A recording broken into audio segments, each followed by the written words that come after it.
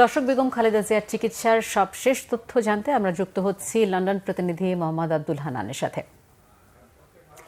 Hannan, BNP চেয়ারপারসনের চিকিৎসার সবশেষ কি তথ্য রয়েছে আপনার কাছে?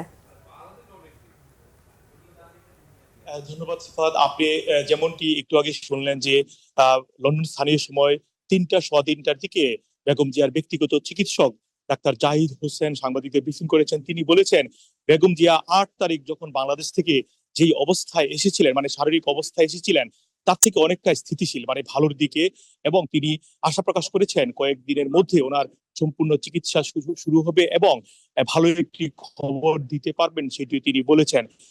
তবে আমরা জানতে চেয়েছিলাম কি ধরনের টেস্ট হয়েছে, কয়টি টেস্ট হয়েছে, বা কোন কোন প্রাধান্য দিয়ে। আপনারা জানেন বেগম জিয়া নানা রোগে আক্রান্ত, লিভার, ফুসফুস, কিডনি সহ অনেক রোগে আক্রান্ত। আমরা জানতে চেয়েছিলাম কোন বিষয়কে প্রাধান্য দিয়ে চিকিৎসা হবে। তিনি বলেছেন ডাক্তাররা যে যে অর্গানকে সবচেয়ে বেশি প্রয়োজন মনে করবেন সেটি ভেবেই চিকিৎসা শুরু হবে। এবং প্যাট্রিক কেনেডি, যার নেতৃত্বে লন্ডনে চিকিৎসা হচ্ছে, তিনি একজন বিশ্বখ্যাত লিভার ডক্টর, এবং ধারণা করা হচ্ছে তার নেতৃত্বে বেগম জিয়ার যে যে পরামর্শ অনুযায়ী টেস্ট করা প্রয়োজন সব ধরনের টেস্ট চলছে। আমরা যেটি বলেছেন, আজকেও কয়েকটি টেস্ট এবং গতকালকেও কয়েকটি টেস্ট করার পরামর্শ দেওয়া হয়েছে। কিছু টেস্টের ফলাফল হাতে এসেছে এবং কিছু টেস্টের জন্য অপেক্ষা করছেন ডাক্তাররা। বাংলাদেশ থেকে আসা ডাক্তার টিম এবং এখানকার যে টিম রয়েছেন, তারা সার্বক্ষণিক যোগাযোগের মাধ্যমে বেগম জিয়ার খুবই গুরুত্ব দিয়ে চিকিৎসা হচ্ছে এখানে।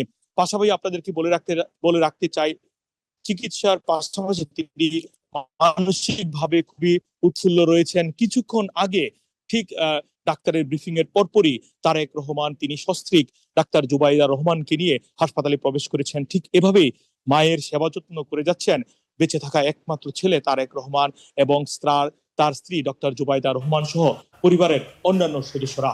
এবং এই হাসপাতালকে ধন্যবাদ। আব্দুল হান্নান জানাচ্ছিলেন লন্ডন থেকে।